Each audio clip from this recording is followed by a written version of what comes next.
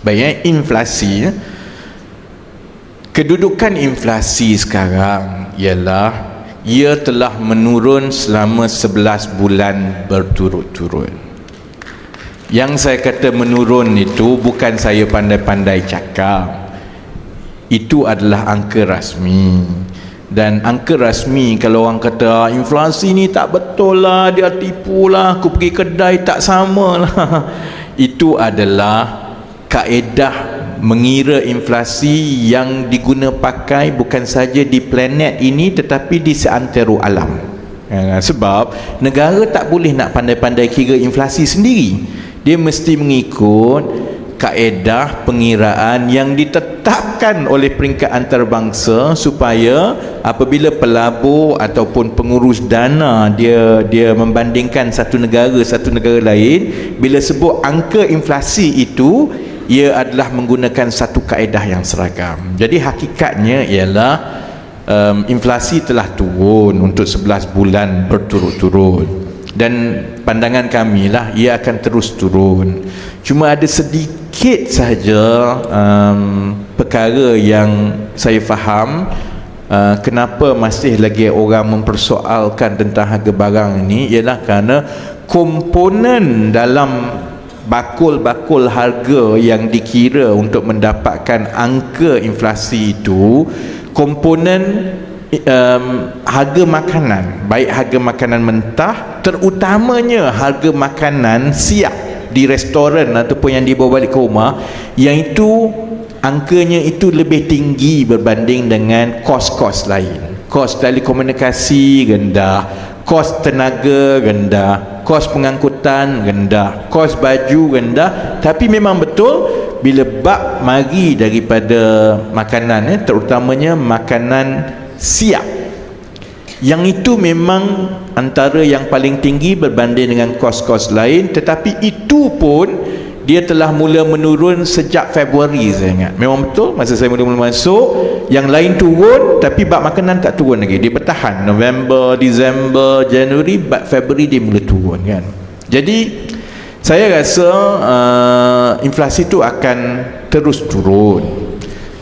Soalnya sekarang ini ialah orang kata macam mana bila sebut pasal kos sara hidup ni, dia ada beberapa komponen. Komponen pertama ialah soal gaji.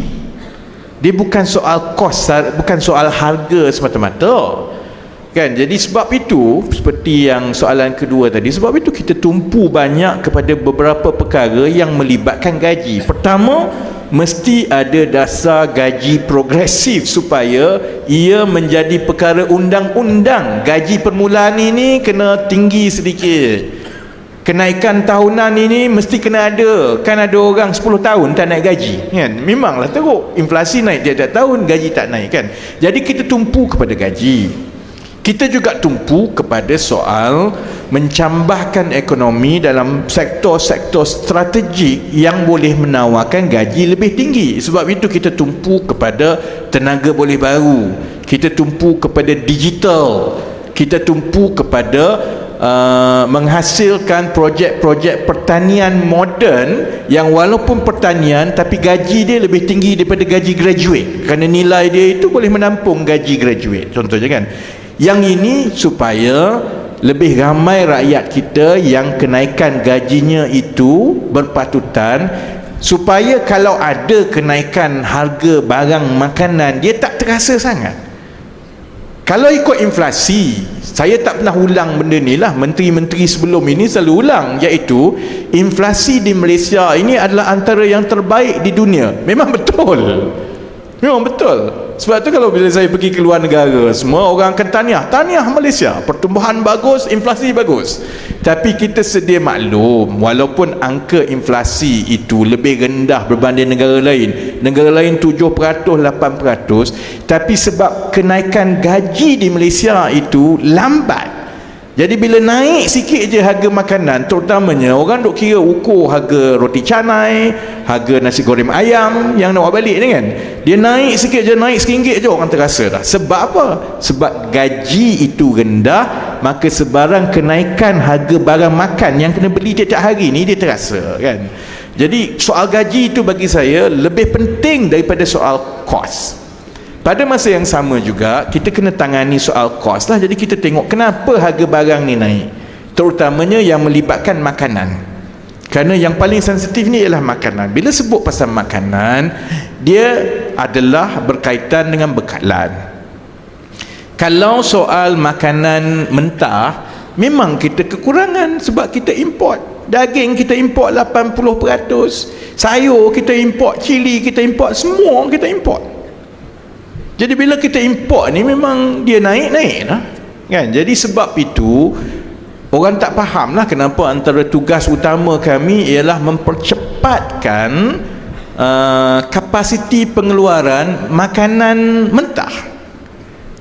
Saya dengan Tok Min ni kerja setiap hari kira tanah kat mana, berapa ekar, cili mana, itu saja. Kerana kita kena menambah kapasiti pengeluaran makanan mentah supaya kita ada keupayaan sendiri. Dan bila lebih banyak pengeluaran makanan, maka harga itu akan lebih turun lah. Jadi kalau gaji pun lebih baik, tawaran lebih baik dari segi bekalan, dan itu insya-Allah akan dapat mengimbangi penawaran dan juga permintaan. Satu lagi, sebab itu kami cuba vending machine. Sebab kos makanan sekarang yang banyak ni ialah kos makanan lah kan. Kos makanan sekarang kalau jual nasi lemak RM5, kos sebenar bahan mentah tu lebih kurang RM1 lebih ya. Yang lain ialah kos tenaga, kos masa, kos elektrik, kos gerai, kos lesen. Banyak tu yang tak berkaitan. Sebab itu kita cuba, kita tengok sama ada rakyat boleh terima ke tidak beli barang makanan ruji yang siap ini daripada mesin, kerana itu akan menghapuskan semua kos-kos tidak langsung.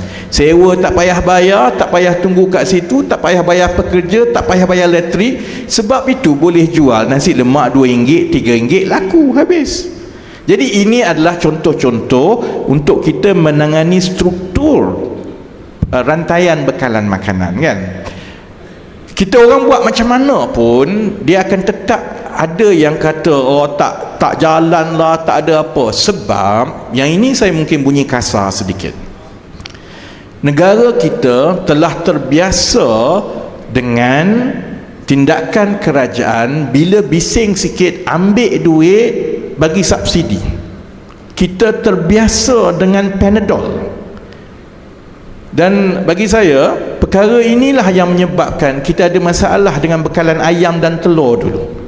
Bila tahun lepas bila ada kenaikan harga ayam dan telur sikit je sebab dia naik sebab harga jagung dunia naik. Import jagung naik, harga ayam pun naik kan. Jadi bila harga ayam ni naik, kerajaan tengok orang bising harga ayam naik, kerajaan masa itu buat apa? Dia kenakan kawalan harga. Yang ini yang rakyat nak tunggu ni. Bila kerajaan nak meletakkan setiap harga tu kawal. Yang ini RM2, ini RM3 semua kan. Kita dah buat selama 60 tahun kaedah ini. Dan kali terakhir yang kita buat sehingga menyebabkan kita ada gangguan bekalan ayam ialah dengan ayam dan telur. Kita kawal harga ayam, bukan kita lah, pentadbiran lalu lah kan. Dia kawal harga ayam, dia tetap harga ayam, dia tetap harga telur. Lepas tu dia kira dia nak bagi subsidi. Pengurusan subsidi sebegitu sangat rumit. Akhirnya yang berlaku ialah bagi penternak ayam, dia kata daripada aku ternak ayam ni bayar harga jagung mahal semua, jual nanti rugi, baik aku bunuh dia awal. Because kalau saya tunggu dia 3-4 bulan lagi untuk jual tu rugi. Tiap-tiap hari saya kena ambil duit daripada poket untuk bayar, dalam keadaan sistem itu rugi. Sebab itu saya walau macam mana orang kritik pun saya kata kita tak boleh turun ke jalan itu lagi dah. Kita sebagai negara Malaysia mempunyai rejim kawalan harga yang paling banyak di Asia Tenggara. Selama 60 tahun kaedah kita ialah mengawal harga. Kerajaan takut orang marah, tetapkan harga siling, kemudian ambil duit rakyat, bayar kepada pengeluar sebagai subsidi. Itu yang subsidi naik terlalu tinggi. Kita tak selesai masalah tu pun sampai ke hari ini. Ayam masih lagi bermasalah sebelum-sebelum ini dan sebagainya kan. Jadi sebab itu kita tak boleh dah bergantung kepada Panadol bila soal kos sara hidup. Kita kena ambil penyelesaian menyeluruh, jangka panjang, termasuklah yang melibatkan naikkan gaji dan juga menambahkan perbekalan makanan itu secara mampan, dan kita serahkan sebaik yang mungkin kepada pasaran. Cuma galakkan dan campur tangan kerajaan untuk memastikan lebih banyak bekalan makanan itu dapat dihasilkan pada harga yang lebih rendah dan berpatutan, dengan kita tangani kos-kos yang tak perlu.